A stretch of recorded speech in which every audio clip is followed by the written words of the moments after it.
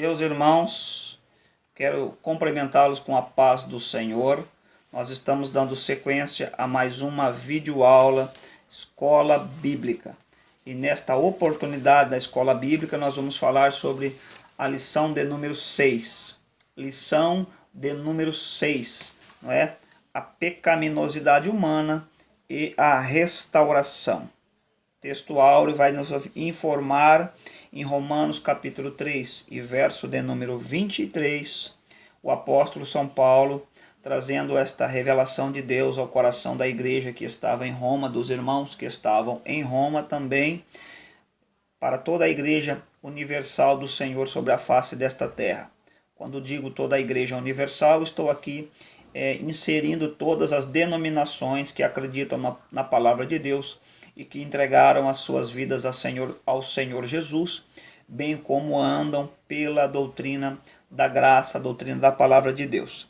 Porque todos pecaram e estão destituídos da glória de Deus. Deus deixa muito claro, não é verdade, que existe um pecado herdado.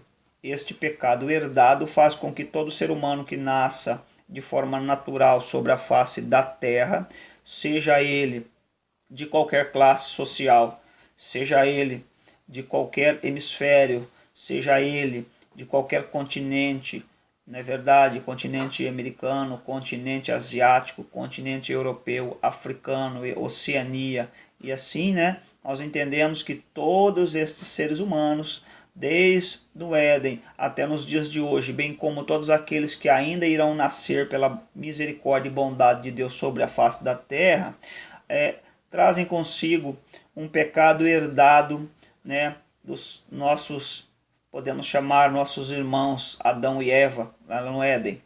Este pecado herdado, ele só será apagado e retirado das nossas vidas mediante a fé, crendo no sacrifício vicário de Jesus Cristo na cruz do Calvário. O que é pecado? Pecado tem vários aspectos do sentido, do significado da palavra pecado. Pecado é errar o alvo. Pecado é rebeldia. Pecado é quebra de comunhão. Pecado é transgressão. Pecado é violência. Pecado é iniquidade. Deixar a comunhão, a harmonia, ou se recusar a permitir que Deus exerça o comando total sobre as nossas vidas. São sinônimos de pecado. Olhamos também para a leitura bíblica desta revista, que vai falar no livro de Romanos, capítulo 5, versículo 12, até o versículo de número 21. Né?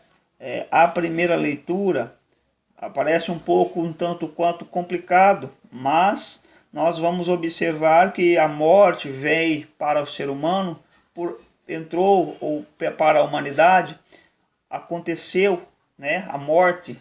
Observamos que todo ser humano sobre essa terra está sujeito a descer à sepultura, à morte física, não é verdade? E ela entrou justamente pela desobediência de um ser humano, mas pela entrega de um ser humano, 100% homem e 100% Deus, que é Jesus Cristo, na cruz do Calvário, também há, né, um novo nascimento. E através desse novo nascimento, este pecado herdado, ele é perdoado, é lançado no mar do esquecimento pela fé em Jesus Cristo. Observamos, irmãos, que no Éden, no capítulo de número 4 e verso de número 7, nós olhamos aí um primeiro sentido de pecado, quando Caim vai ofertar o seu sacrifício a Deus e Deus dá uma palavra para ele, para que refizesse a sua oferta, e se ele não fizesse, o pecado à porta, ou seja, um erro que ele havia cometido, uma falta de propósito na sua oferta, no seu sacrifício, entre outras coisas, o levam ao pecado, desobediência. Caim não faz aquilo que Deus havia determinado e, pelo contrário, ainda vai, passado mais alguns dias, ele vai cometer o assassinato do seu irmão Abel, outro pecado. Nós vemos então dois significados. O primeiro significado da palavra pecado no original é rata, justamente no hebraico rata, e no grego armatios, né? No grego rata e armatios no latim, justamente o mesmo sentido, que é transgredir, transgressão. A origem do pecado. Olhamos que a origem do pecado se iniciou no céu. Lúcifer, o anjo de luz, pela sua soberba, não é verdade? Que vem ao seu coração. João 8,44, Jesus diz que o inimigo, o diabo, peca desde o princípio. Então o pecado iniciou no céu, pela desobediência, pela soberba no coração de Lúcifer. Quando nós olhamos então para a origem do pecado sobre a face da terra, nós vamos encontrar aqui a desobediência deste primeiro casal, Adão e Eva, quando Deus havia determinado que eles não deveriam comer, não é verdade, da árvore do conhecimento. No dia em que dela comeres, certamente morrerás. Gênesis capítulo 2, verso 16 e verso 17, você encontra esta leitura, esta narrativa bíblica muito clara. Mas a serpente induz, justamente Satanás entra nessa serpente e a serpente passa a ter um relacionamento, uma conversa, um diálogo com Eva, e nesse diálogo a serpente distorce a verdade da palavra de Deus.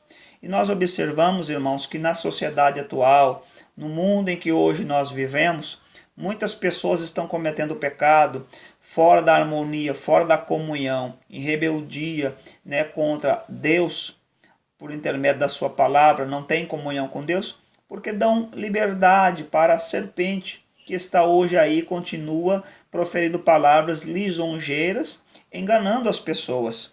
A ociosidade, não é verdade? A aplicação do tempo, muitas das vezes, em prazeres, em lazeres e em entretenimentos, levam as pessoas a deixar de lado a leitura, a meditação da palavra, o louvor, a adoração, participar dos cultos congregacionais e assim por diante, e são levadas à conversa da serpente que está por aí, né, o adversário levando as pessoas ao pecado. Então nós observamos que há uma sentença de Deus, um juízo de Deus sobre o casal no Éden. Qual sentença era esta? A natureza hoje, né, sofre as consequências do pecado. O homem também sofre as consequências do pecado, a mulher, né? Toda a descrição está no livro de Gênesis, a partir do capítulo 2 a seguir. Toda a justiça, a sentença de Deus. Mas também existe uma palavra, né? Em Gênesis capítulo 3, nós vamos ver ali, a partir do verso 7 a seguir, uma narrativa de Deus dizendo que nasceria a semente da mulher que pisaria a cabeça da serpente. Justamente, outro texto muito bonito e interessante, lá em Apocalipse capítulo 13 e verso 8, a sua parte B, vai dizer assim o texto bíblico: o cordeiro que foi morto desde a fundação do mundo. Olha aí a Trindade, né?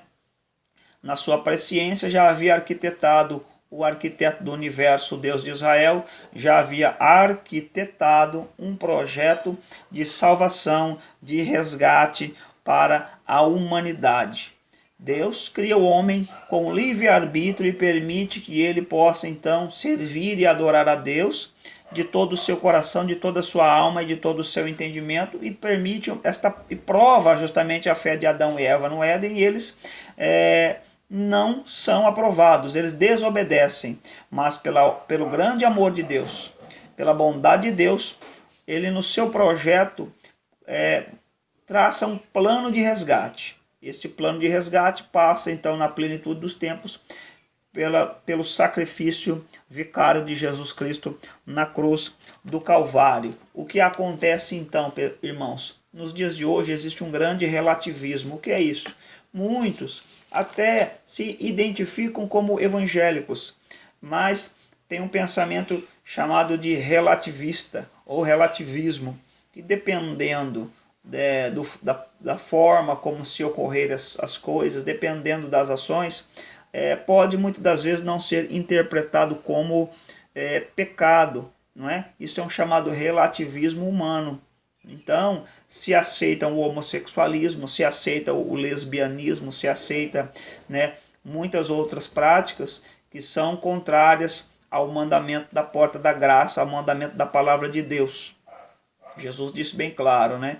O varão se casará com a varoa e tornar-se-ão uma só carne. O que passar disso é procedência maligna. Então está lá no Novo Testamento, na porta da graça. Então, muitos hoje, concernente ao relativismo, acham que isso não é pecado, mas a Bíblia é muito clara em dizer sobre perdão, em dizer sobre amar o próximo, em dizer sobre reconhecer a pecaminosidade desta carne e se entregar acreditando no sacrifício de Jesus Cristo.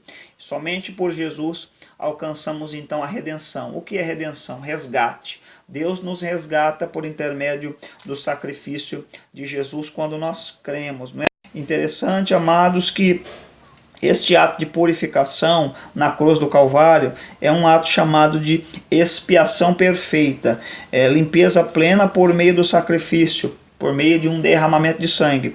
E a propiciação, o ato que apazigua, né, a ira de Deus, né, satisfaz a santidade e satisfaz também a justiça de Deus. Estes atos, não é, do sacrifício de Jesus na cruz do Calvário faz com que eu e você, todo aquele que nele crer, na verdade, será então reconhecido por Deus como filho, na verdade, salvo da ira que está por vir e tido aí o seu nome registrado no livro da vida do Cordeiro.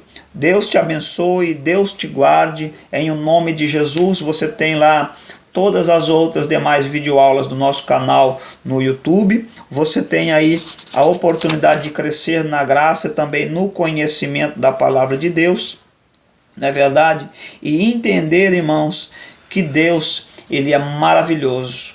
Esta carne que nós vivemos hoje neste corpo terreno, neste tabernáculo de barro, ele é tendencioso às paixões deste mundo, né? Observe que lá no livro de Gálatas vai dizer sobre os frutos da carne e a obra do Espírito, né? Sobre aquilo que desagrada. Se nós deixarmos a nossa carne, nosso coração desejar as coisas deste mundo, nós não vamos estar agradando a Deus. É por isso que precisamos entregar as nossas vidas ao senhorio de Jesus Cristo, permitir que o Espírito Santo faça morada nos nossos corações e, consequentemente, o Espírito Santo nos dará luz, entendimento, nos dará graça, nos dará condições de andarmos segundo o curso da palavra de Deus e não segundo o curso deste mundo. A Bíblia vai dizer, Paulo falando em Romanos capítulo 12, que não devemos nos conformar com este mundo, antes devemos transformar pela renovação do nosso entendimento.